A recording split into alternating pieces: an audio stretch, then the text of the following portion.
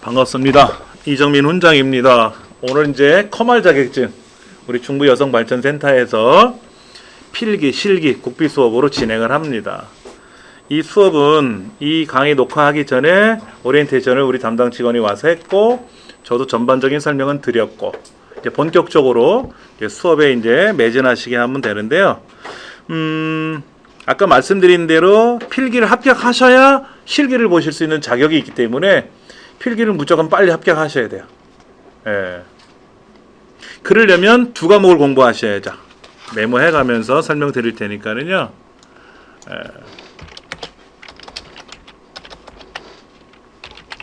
필기 시험은 컴퓨터 일반, 그리고 스프레드시트 일반. 스프레드시트라는 건 이제 엑셀 뭐 이런 거를 이제 말하는 거죠. 일반. 이렇게 이제 시험을 봅니다.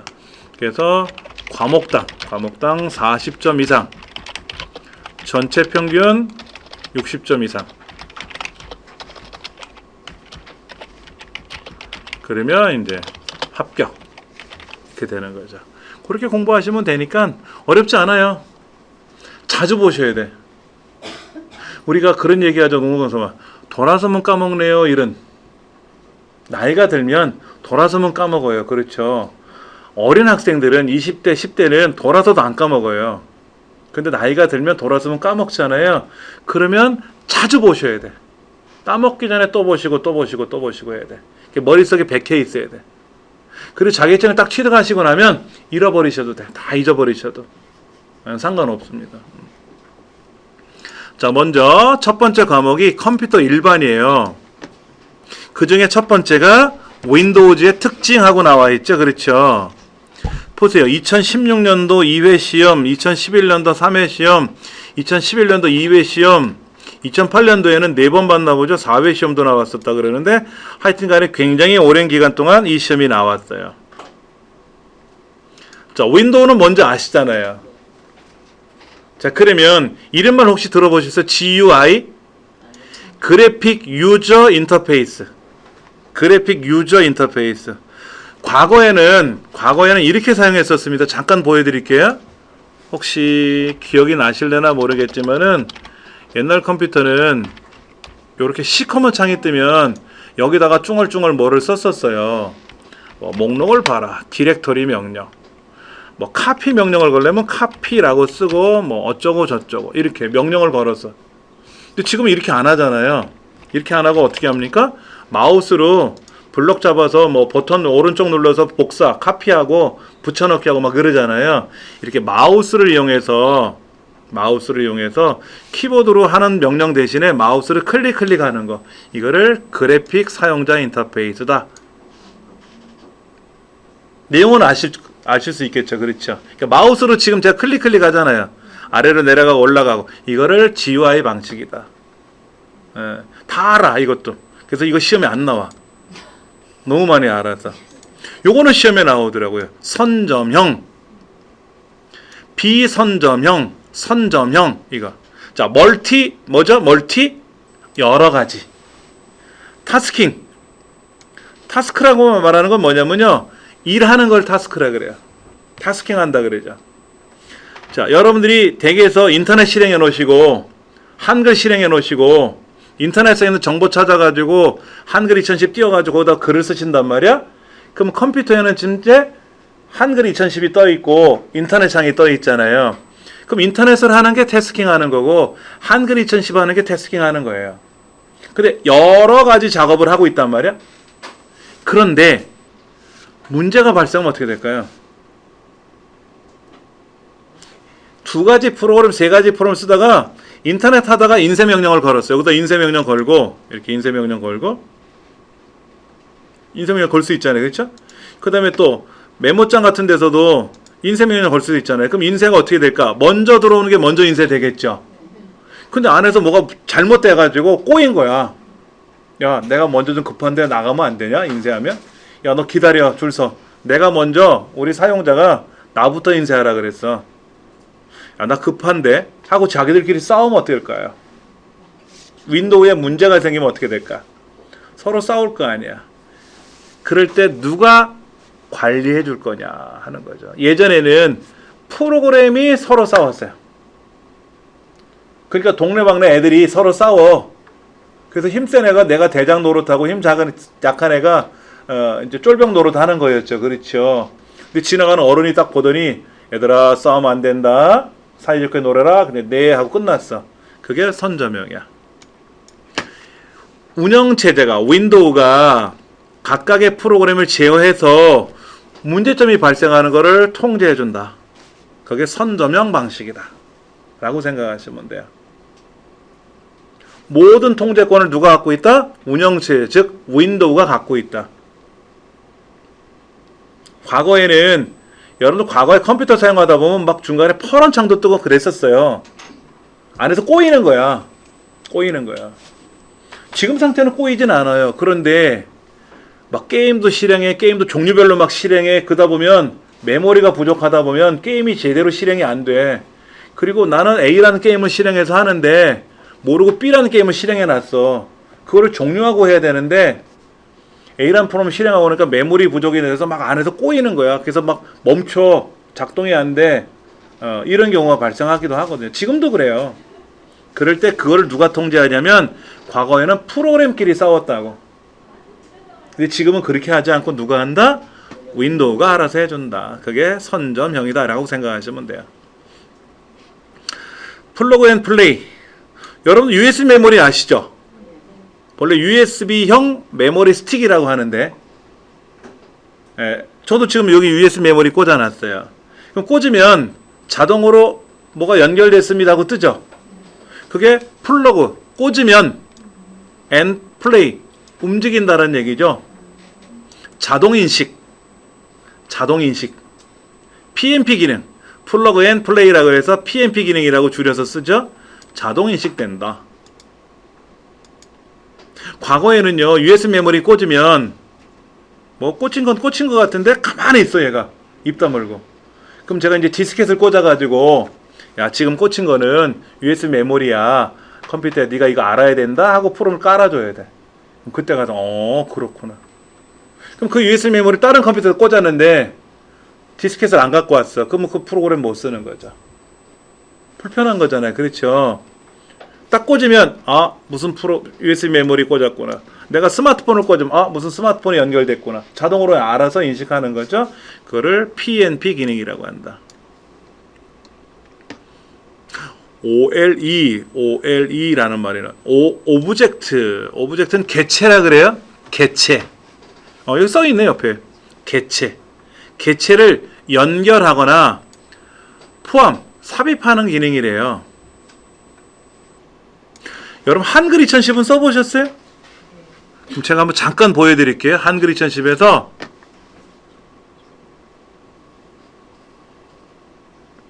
이력서를 만들면 여기다가 입력에 들어가서 그림에 들어가서 그림을 찾아야죠. 그렇죠?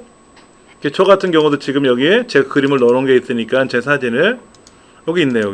여기 반명함 이거를 탁 넣으면 그림이 딱 뜨죠. 너무 커가지고 흰머리만 보이네. 자 이렇게 뜬단 말이에요. 이렇게. 그래서 이력서 안에다가 이 사진을 넣어야 될 거 아닙니까? 이렇게 집어넣는 거죠. 그렇죠? 그럼 얘는 뭐다? 개체라 그래. 키보드로 글 쓰는 거 외에는 다 개체라 그래.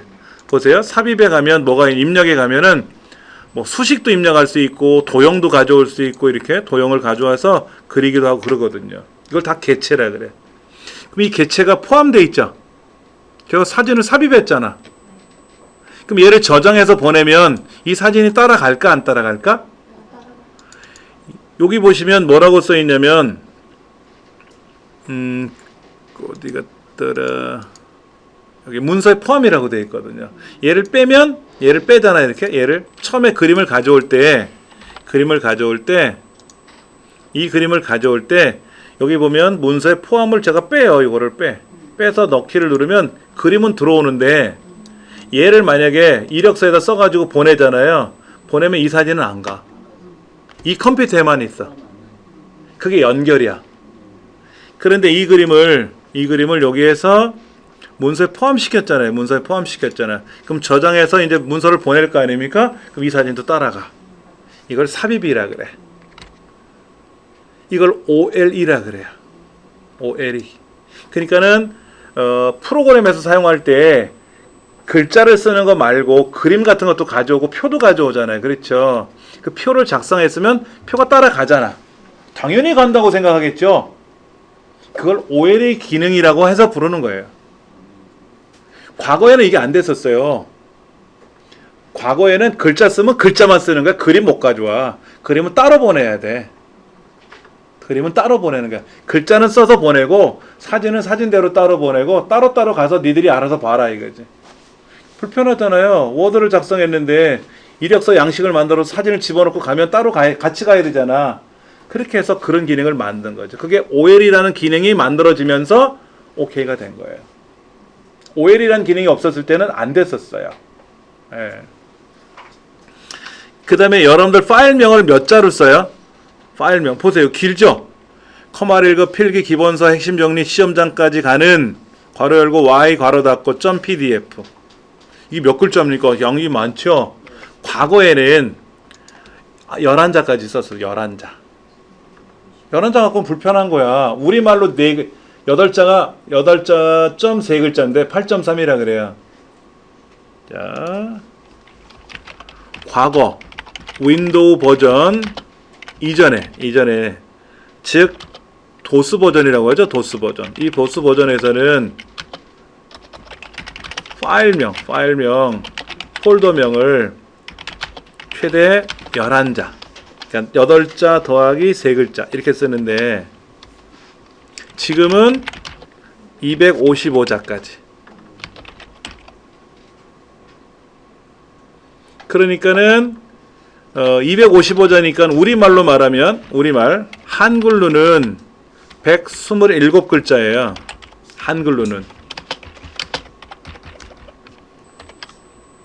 옛날에 8자 3글자면 8자가 파일명이고 여기 파일명이고 뒤에 확장자가 3글자가 붙거든요. 그럼 8자라면 우리말로 몇 글자다? 4글자야.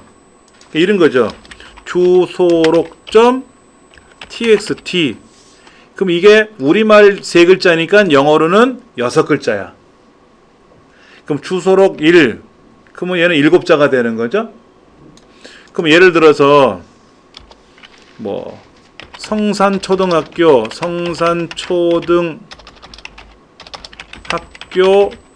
주소록.txt 불가능하죠. 그러니까 성산초 주 이렇게 써야 되는 거야. 우리말 4글자밖에 안 들어가니까.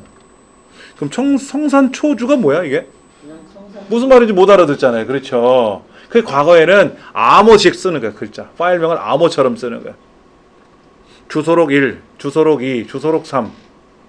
그럼 주소록 1이 뭔지를 또 파일 하나 만들어서 그 안에 주소록 1이라고 하는 거는 성산초등학교 주소록 명단이다 라고 또 명부를 해놔야 알아듣게끔. 근데 지금 이렇게 안 하죠. 보세요. 얼마나 깁니까 여기는. 지금 길잖아요. 어마어마하게 길죠. 이렇게. 알아듣기 좋잖아요. 그렇죠? 띄어쓰기 해도 돼. 띄어쓰기 해도 되고 뭐 밑줄 써도 되고 마음대로 써도 돼. 255자까지. 우리말로는 127자까지. 얼마나 좋은지. 편해진 거죠? 편해진 거야. 그러니까 이런 기능을 묶어서 설명하다 보니까 야, 뭐 복잡하구나 라고 생각하는 거죠. 그런데 사용할 수 없는 기호들이 있어요. 컴퓨터 안에서는 예약되어 있는 기호가 있어요. 예약되어 있는 기호. 문자, 숫자, 기호들, 일부죠. 예, 등을 사용할 수 있지만 정해진 기호들, 이미 정해진 기호들이죠. 이미 정해진 기호들. 그게 뭐냐면 뭐 별표라든지 뭐 슬래시 여기 써 있는 거, 화폐 단위 같은 거, 콜론 같은 거 이런 것들, 물음표라든지 화폐 단위 같은 거 이런 거, 그 다음에 물음표라든지 이런 것들, 그 다음에 버티컬 바라고 하는 건데 버티컬 바 요거 우리 엔터 위에 보면 화폐 단위 있죠. 우리 키보드에 엔터 위에 화폐단이 있죠. 그 화폐단이 위에 같은 그 칸에 세로로 되어 있는 작대기가 있죠. 이걸 버티컬 바라 그래요. 쉬프트 키 누르면 이렇게 되고 또 이렇게 쫙쫙 끊어지는 경우도 있고 붙어 있는 경우도 있는데 하여튼 간에 이런 기호들은 함부로 못 써요. 시험 문제 어떤 거를 만들 때 문자, 숫자를 사용한다. 그럼 오케이인데 기호들을 마구 사용할 수 있다. 이거면 틀렸다. 이렇게 생각하시면 되죠. 우리 문제 좀 볼까요? 시험 문제 뭐라고 또 나온 거 있죠. 다음 플러그 앤 플레이에 관한 기능이다. 올바르게 설명하는 것을 고르시오. 새로운 장치를 설정하면 자동적으로 감지하여 적절한 조치를 취하여 사용자 쉽게 새로운 부품이나 주변 장치를 설치할 수 있도록 지원하는 기능이다. 맞아요? 답은 아래쪽에 있어요. 아래쪽에. 오른쪽. 이거 맞는 것 같아. 그럼 2번. 새로운 장치를 설정한 후 수동적으로 세팅만 시켜주면 아니지. 플러그 앤 플레이는 꽂으면 작동되는 거지. 인식하는 거지. 수동이 아니지. 자동이지. 3번. 윈도우에서 여러 개 작업을 동시에 수행할 수 있게 지원하는 기능이다. 이건 플러그 앤 플레이가 아니라 멀티태스킹이라는 얘기잖아요. 틀린 말은 아닌데 PMP 기능이 설명이 아니지. 4번째. 기존의 도스 시스템보다 수행 속도를 저해시키는 윈도우의 프로그램 수행 방식이다. 뭔 소리야 이게? 과거의 도스 시스템보다 저해시킨다는 거는 느려진다는 얘기죠. 느려지는 기능은 없어요. 다 빨라졌지.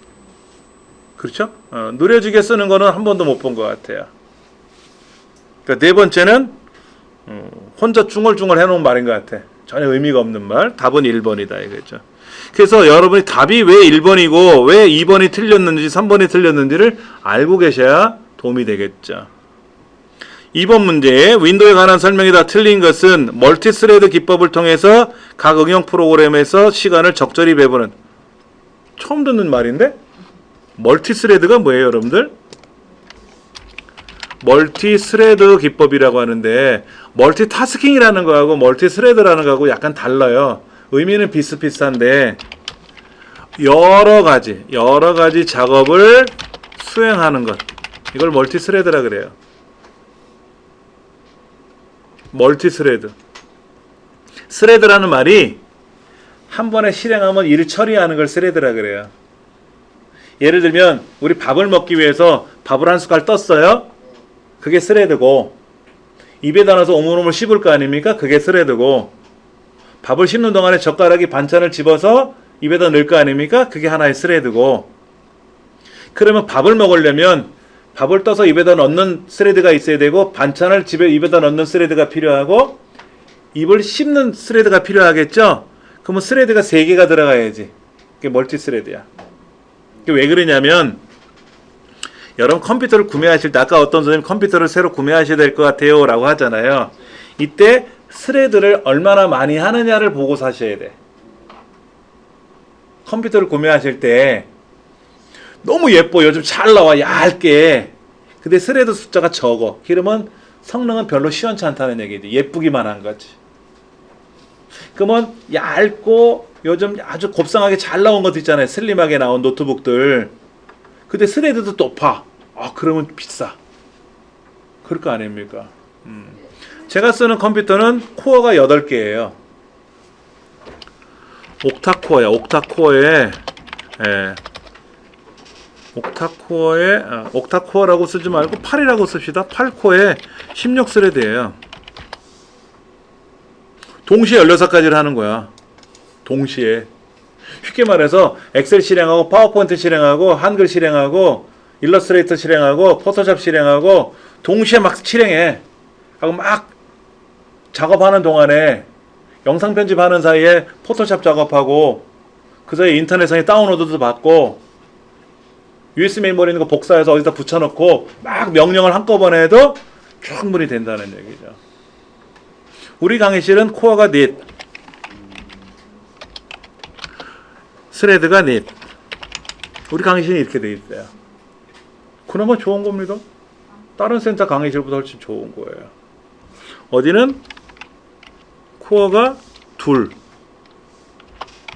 스레드가 넷, 이런 데도 있어요. 또 둘짜리도 있고 넷짜리도 있고. 그러니까 코어가 4개. 코어는 이제 심장이죠. 자동차로 말하면 8기통 엔진이다라고 생각하시면 돼요. 일꾼이 8이 온 거야. 그 일꾼이 양팔을 써. 일을 하는데 그러면 16스레드고 8코어에 8스레드도 있어요. 일꾼이 8명이 왔는데 한 팔만 써. 일을 한 손으로만 한다고. 일꾼은 8이 왔는데 일을 동시에 8개밖에 못하는 거지. 그럼 16스레드 걸친 좋겠죠. 그렇죠? 비싸지. CPU가 이게 CPU예요. CPU가 비싼 거죠. 그 다음에 비싼 거는 뭐 20코어에 40스레드도 있어요. 이건 너무 비싸. 사고 싶어도. CPU만 한 400만 원에. CPU만. 핵심 부품만. 하여튼 그런 게 있다더라 이거죠. 그래서 각 응용 프로그램의 시간을 적절히 배분한다. 이건 맞는 말이에요. 윈도우가 알아서 해주는 거죠. 그렇죠? 그 다음에 잘못 수행된 프로그램은 강제로 종료시켜 다른 작업에 지장이 없도록 해준대. 동시에 여러 작업을 수행할 수 있대. 비선점 아니죠. 선점형이죠. 이게 지금 선점형 멀티태스킹을 얘기하는 거예요. 비선점형이 아니라 선점형이다라는 얘기죠. 예. 자, 여기 보니까 QR코드가 적혀 있어요.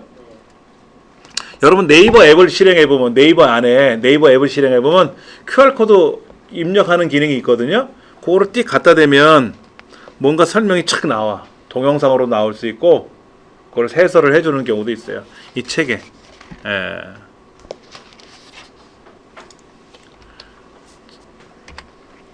두 번째 내용은요. 파일 시스템이란 말이에요. 파일 시스템.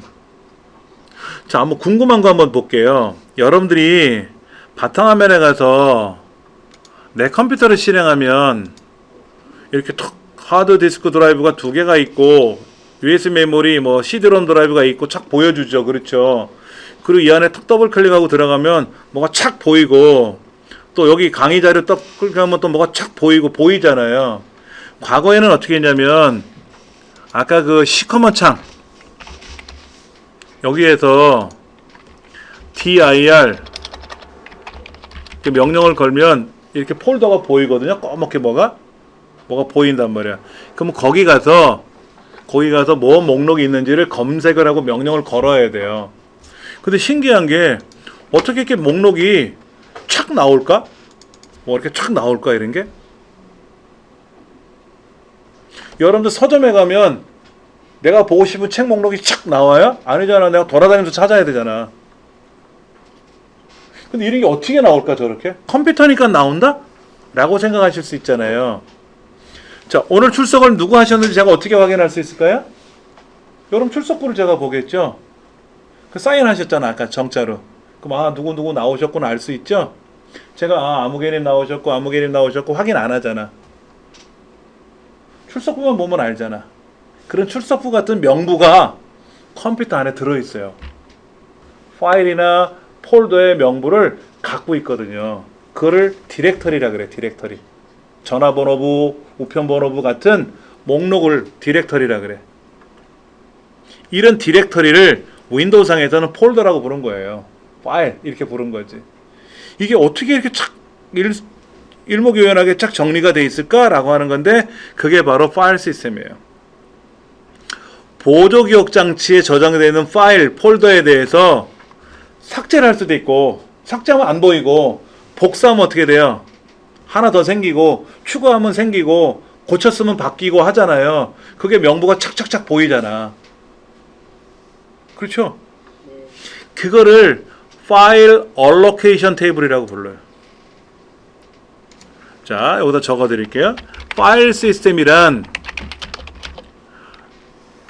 보조기억 장치에 있는 폴더 파일들의 목록을 보여주는 것라고 생각하시면 제일 쉬워요. 이거를 영어로는 FAT라 그래요. 이거는 파일 얼로케이션 테이블 이렇게 얘기를 해요. 그러면 여러분들이 컴퓨터에서 내 파일이 뭐가 있는지를 빨리빨리 보셔야죠. 야, 목록 보여줘 했더니 잠깐만 하고 이따 보여주면 일 못하잖아. 복사도 못하고 삭제도 못하잖아. 이게 빨리 움직여야 돼. 그래서 이게 어떻게 되냐면 FAT에서 FAT 32로 갔어요. FAT 처음에는 16이라고 하는데 16비트 방식이라 그래. 32비트로 갔어요. 그러다가 NTFS라는 걸로 갑니다. 이거는 뭐냐면 NT가 사용하는 파일 시스템의 줄임말입니다. NT가 사용하는 파일 시스템은 NTFS라 그래요. 그럼 NT가 뭐야? NT가 서버용 윈도우를 NT라고 불러요. 여러분들 컴퓨터를 사용하실 때 인터넷 많이 하시잖아요. 그럼 네이버에다 묻죠. 그럼 네이버가 서비스를 해주는 거잖아. 그러니까 네이버가 서버야. 나는 클라이언트, 손님이고. 우리가 식당에 가면 서비스 해주는 분이 있잖아요. 그게 서버고 나는 클라이언트, 손님이라고. 그러면 컴퓨터 상에서는 서버가 클라이언트보다 좋겠죠. 네이버에 여러분 몇 명이 접속할까요? 지금 이 시간에 한 1억 명 접속해 있어. 1억 명. 그러면 서버가 1억 대야? 아니잖아. 얘는 실력이 좋아서 1000명이 접속하면 한 대가 커버를 해줄 수 있어야 되지. 그렇잖아요. 저기 구글 아시아 센터의 서버가 25만 대래요. 그 25만 대가 몇억 명을 관리해 주는 거야. 몇억 명의 컴퓨터가 접속을 하면 다 커버하는 거지. 일당 100 뭐 이런 거지. 쉽게 말해서. 그러니까 서버는 어떨까요? 굉장히 성능이 좋아야 되겠죠? 빨리 움직여야 되잖아. 자료가 어디 있는지를 찾아가지고 빨리빨리 대꾸를 해줘야 되잖아. 그게 서버의 역할 아닙니까? 질문했더니 세워라. 내워라 그러면 어떻게 돼? 잠시만 기다려 주십시오. 하고 답변이 늦게 나오면 독 터지는 거지. 그래서 서버용 윈도우라고 하는 뉴 테크놀로지, NT라는 걸 새로 개발했어요. 그 NT에 적용하는 파일 시스템을 NTFS라고 하는데 우리가 사용하는 우리 컴퓨터를 자세히 보시면 뭐라고 써 있어요? 여기에 NTFS라고 돼 있죠. NTFS라고 돼 있죠. 그렇죠. 근데 이 USB 메모리를 우리가 포맷을 할 때 EXFAT로 포맷할 수도 있고 NTFS로 포맷할 수도 있고 근데 FAT32는 안 보였죠. 그렇죠. 제가 사용하는 USB 메모리는 지원을 안 해요. FAT32를 지원하지 않습니다. 우리들이 많이 사용하는 USB 메모리 있죠? 여러분들 USB 메모리 다음 시간에 갖고 오세요. 제가 필요한 거 있으면 복사해 드릴 테니까 뭐 안 가주셔도 상관은 없고요. 이 기능이 뭡니까? 이거 지금 이게 뭐 발견됐다 뭐 이렇게 해서 준비가 돼서 그게 PMP 기능이에요. 그럼 이제 여기 가서 오른쪽 눌러가지고 우리가 포맷을 보면 이렇게 NTFS로 포맷할 건지 EXFAT로 포맷할 건지 그 다음에 FAT32로 포맷할 건지를 지정해 줄 수가 있는 거죠. 그럼 FAT32로 포맷하면 느려 터져. 안 돼. 예. 근데 NTFS로 포맷을 하면 문제가 스마트폰이 또 인식을 못해. 스마트폰. 컴퓨터는 인식을 하는데 스마트폰은 인식을 못해. 그래서 요즘 나오는 USB 메모리는 EXFAT라는 새로운 파일 시스템이 나와요. 시험 범위에는 안 나오지만 이런 새로운 방식이 나오거든요. 얘는 윈도우도 쓰고 스마트폰을 쓸 수 있고 그렇게 나와 있는 그런 이제 파일 시스템 방식이죠. 한번 빼서 보여드리면 이런 경우입니다. PC에 사용할 수 있고 반대는 스마트폰도 사용할 수 있고 이렇게 듀얼 OTG라고 하죠. 이렇게 되는 제품들은 EXFAT를 쓰는 게 좋고 일반 PC 전용으로 쓰는 것 같으면 NTFS로 포맷하는 게 좋고 근데 이제 우리가 USB 메모리를 새로 사시면 무조건 FAT32로 돼 있어요. NTFS로 포맷을 다시 바꿔야 돼. 마우스 오른쪽 버튼 눌러서 파일 시스템을 변경하셔야만이 USB 메모리가 빨리 움직여요. 예. 또 하나 이 책에 뭐라고 써 있는가 보면은요. FAT32를 쓰게 되면은 하드디스크 공간 낭비를 줄일 수가 있대요. FAT16보다. 예. 그래서 뭐 클러스터 크기가 작음으로 어쩌고 저쩌고 되는데 하여튼 FAT16보다는 FAT32가 좋다. 근데 FAT32보다는 뭐가 더 좋다? NTFS를 사용하는 게 좋다. 그리고 하드 디스크 드라이버는 100% NTFS로 돼 있어요. 하드 디스크는 무조건. NTFS는 윈도우즈 NT라는 게 서버용 윈도우라 그랬죠? 그러니까 NT가 사용하는 건 NTFS지 당연히. 그리고 윈도우 2000, XP, 윈도우 7, 윈도우 10 당연히 윈도우 8 다 NTFS로 사용을 해야 되고요. 하드 디스크는 100%는 이거로만 사용합니다. 다른 건 못 써요. 그러니까 하드 디스크는 스마트 기기랑 연결이 안 돼요. 파일 시스템이 달라서. 그래서 스마트폰에서 만약에 내가 뭐를 쓴다 그러면 외장 하드가 아니라 외장 SSD 뭐 이런 걸, 외장 USB 메모리 이런 걸 쓰셔야 되는 거지. 하여튼 어려워요. 근데 하여튼간에 NTFS가 제일 빠르다라고 생각하시면 전혀 이상 없다라고 생각하시면 됩니다. 자, 1번 문제 볼까요? 디스크에 존재하는 파일의 정보가 어디에 처박혀 있는지를 찾아봐야 되잖아요. 그렇죠? 그래서 내가 컴퓨터를 열어서 봤더니 여기 뭐가 있대. 그래서 그걸 복사해 갈 수도 있고 필요하면 삭제할 수도 있고 그렇잖아요. 그게 파일 시스템 방식이라는 얘기 아닙니까? 그렇죠? 그런데 FAT16에 비교해서 FAT16이 제일 느린 거야. 안 좋은 거야. NTFS가 제일 좋은 거야. 공간 낭비를 줄일 수 있다. 안정성이 향상된다. 성능을 최적화한다. 빨리 사용할 수 있다.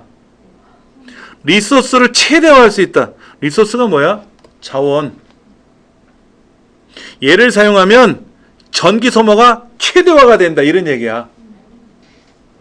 안 되죠. 그러면 리소스는 최소화돼야 돼.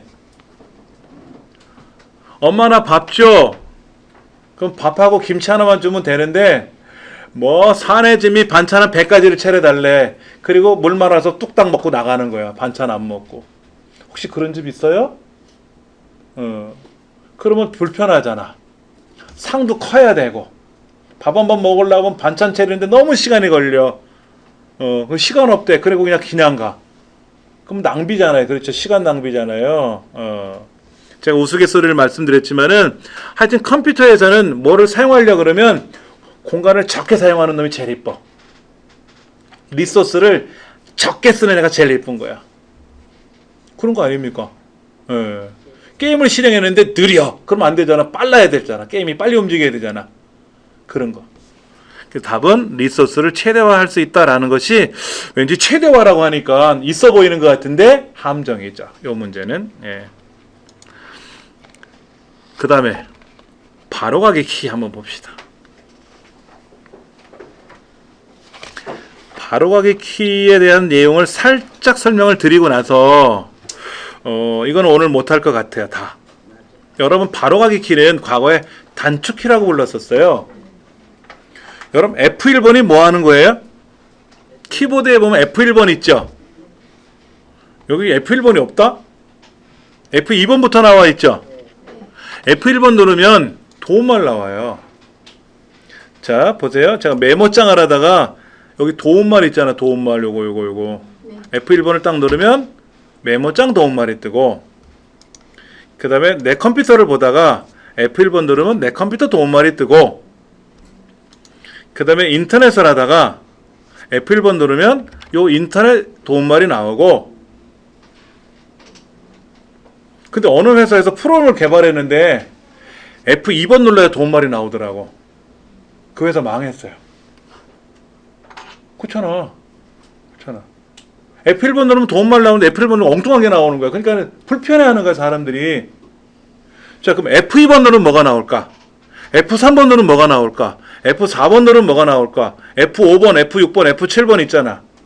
그 F가 무슨 말인지 아세요? F? 펑션이라 그래. 펑션. 여기 보면 F1번 키가 있죠. F1에서 F12번까지 있잖아요. 그렇죠? 이게 이제 펑션 키라 그래. 펑션 키. 노트북에서는요. FN 키도 있어요. FN 키. 이 펑션을 뭐라고 부르냐면 엑셀에서는 함수라고 불러요. 수학에서는 펑션을 함수라고 부릅니다.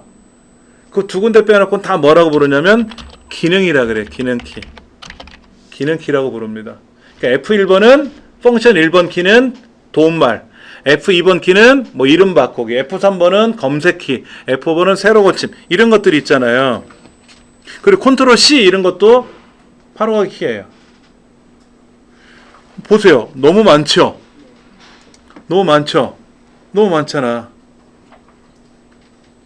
Alt키 누르고 뭐 누르는 것도 있고, 컨트롤 키 누르고 뭐 누르는 것도 있고, 징글징글 너무 많아. 근데 시험에 이게 나와. 왜? 내가 모르니까. 이걸 대단히 많은 사람들이 다 알고 있으면 시험에 안 내는데 모르잖아요. 그렇죠? 여러분들 요거 윈도우 키 있죠? 윈도우 키. 로고 키라 그래. 로고 키. 깃발 그림 4개가 붙어 있는 거 있잖아요. 이거 누르면 뭐가 나와요? 안 눌러보셨구나. 눌러보세요. 시작. 이게 나와. 시작. 우리 마우스로 저 왼쪽 밑에 있는 시작 버튼 누르잖아요. 그게 마우스로 시작 버튼 누르는 거랑 똑같은 거예요. 키보드의 시작키. 우리가 시작 버튼 누를 때 마우스를 클릭하는데 시각장애는 어떻게 누를까요? 눈 감고 한번 눌러보실래요? 시작이 어디 있는지 못 누르잖아. 그럼 키보드 왼쪽에서 두 번째, 아래줄에 있는 왼쪽에 두 번째가 시작키거든요. 이걸 톡 누르면 시작이 되는 거야. 시각장애들이 이렇게 눌러요. 컨트롤 ESC 눌러도 돼. 컨트롤 키. 왼쪽 제일 밑에 있는 거랑 제일 왼쪽 위에 있는 애 있잖아. ESC. 얘를 누르면 시작이야. 근데 그 로고 키 누른 상태에서 알파벳 E를 누르면 이렇게 탐색키 창이 떠요. 로고 키. 키보드 내려다보세요. 키보드 그림에 보시면 제일 왼쪽에 컨트롤 키가 있죠. CTRL. 그리고 그 옆에 ALT, Alternate 키가 있죠. 그 사이에 키보드 글씨가 아니라 그림으로 돼 있잖아요. 그게 왼쪽에도 하나 있고 스페이스바 오른쪽에도 하나 있죠. 여기. 여기도 하나 있고 여기도 하나 있잖아. 왼쪽에 오른쪽에도 하나 있잖아요. 그게 시작 키라고. 그게 시작 버튼 누르는 키라고. 걔를 누른 상태에서 A를 눌렀을 때, B를 눌렀을 때, C를 눌렀을 때, D를 눌렀을 때, 또 이걸 누르고 뭐 퍼즈 브레이크는 또 어디나 찾아보세요, 여러분들. F12번 제일 오른쪽으로 가보세요. F12번 제일 오른쪽에. 그럼 제일 그 위에 3개 키보드가 독립적으로 되어 있죠. 프린트 스크린 키, 스크롤 락 키, 퍼즈 브레이크 키 이런 거 있잖아요. 그 로고 키를 누른 상태에서 퍼즈 브레이크 키를 누르면 이렇게 내 컴퓨터 정보가 떠요. 정보가 뜬다고 이렇게. 내 컴퓨터는 윈도우가 어떤 버전이 깔려 있고 그 다음에 여기는 메모리가 몇 기가를 쓰고 있고 CPU는 어떤 CPU를 쓰고 있고 이런 정보를 보여주는 기능이 있어요. 이런 것도 시험에 나와. 시스템 정보를 확인할 때 어떤 키를 누르나요? 로고 플러스 퍼즈 브레이크 이런 거. 이제 그런 것들은 양이 많아서 지금 설명 안 드리고 다음 시간에 내일 또 다시 설명드릴 겁니다. 오늘은 여기까지 해서 필기 과정을 좀 마무리 짓고요. 쉬는 시간 갖고 나서 이제 실기 과정 설명을 좀 드리도록 할 겁니다.